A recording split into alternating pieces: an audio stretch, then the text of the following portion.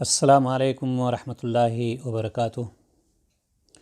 الحمدللہ رب العالمین والصلاة والسلام علی اشرف الانبیاء والمرسلین نبینا محمد وعلی آلہ وصحبہ اجمعین، اما بعد۔ محترم حضرات، آج 15 جنوری 2021 بروز جمعہ جامع عبدالرحمن بن ابراہیم ابو حامد میں فضیلت الشیخ عبدالرحمن عبداللہ العثمان نے جمعہ کا خطبہ دیا۔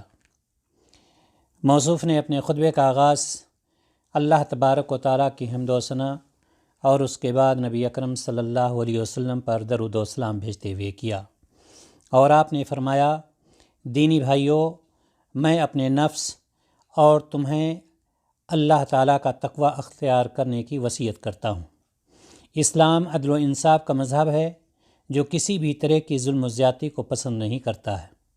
اللہ تعالیٰ نے اپنے اوپر ظلم و زیادتی کو حرام کر لیا ہے اور اسے ہمارے درمیان بھی حرام کر دیا ہے، اور قیامت کے دن ظلم اندھیروں کا سبب ہوگا۔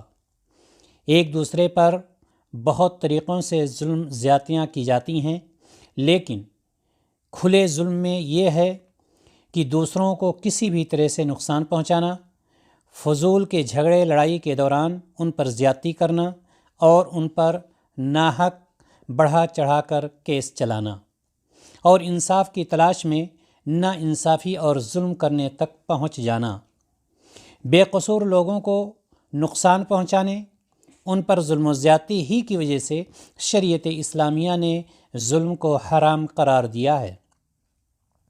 جو فرضی کیس یا مقدمے بنائے جاتے ہیں ان کی حقیقت میں کوئی بنیاد نہیں ہوتی، لیکن حسد کی وجہ سے اور کبھی کبھار سامنے والے کی خوشحالی کو دیکھ کر یہ سب کیا جاتا ہے۔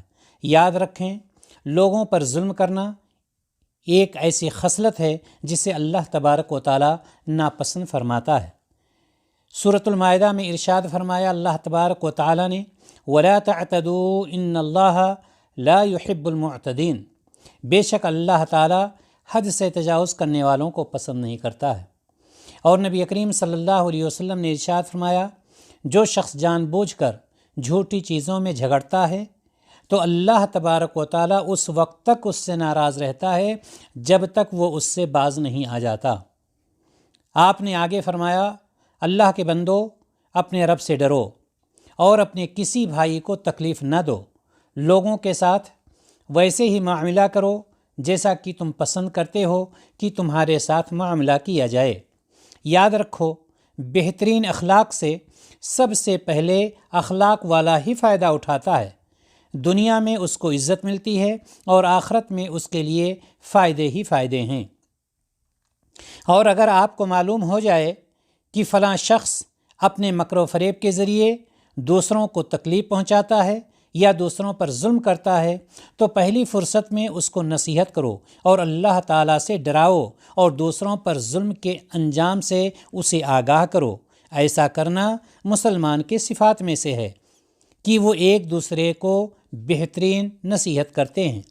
اللہ تبارک و تعالیٰ دنیا کے تمام مسلمانوں کے حالات کی اصلاح فرمائے اور ان کے دلوں کو قرآن و حدیث کے تابع کر دے۔ آگے آپ نے فرمایا: اللہ کے بندو، اللہ تعالیٰ سے ڈرو۔ وَاتَّقُوا يَوْمًا تُرْجَعُونَ فِيهِ إِلَى اللَّهِ ثُمَّ تُوَفَّى كُلُّ نَفْسٍ مَا كَسَبَتْ وَهُمْ لَا يُظْلَمُونَ، اور اس دن سے ڈرو، اس دن سے تم لوگ ڈر کر رہو جس دن اللہ کی طرف لوٹائے جاؤ گے، پھر ہر ایک آدمی کو اس کے کیے کا پورا پورا بدلہ دیا جائے گا اور ان پر ظلم نہ ہوگا۔ اے مومنو، آپس میں ایک دوسرے کو ایذا دینے سے، تکلیف پہنچانے سے بچو۔ کسی پر بیجا کیس کرنا، کسی پر ناحق مقدمہ چلانا، یہ سب گندی خصلتیں ہیں۔ اللہ تبارک و تعالیٰ فرماتا ہے: وَالَّذِينَ يُؤْذُونَ الْمُؤْمِنِينَ وَالْمُؤْمِنَاتِ بِغَيْرِ مَا اكْتَسَبُوا فَقَدِ احْتَمَلُوا بُهْتَانًا وَإِثْمًا مُبِينًا، اور جو لوگ مومن مردوں اور مومن عورتوں کو بغیر کسی قصور کے ایذا پہنچاتے ہیں وہ بہتان دھرتے ہیں اور کھلے گناہ کا بوجھ اٹھاتے ہیں۔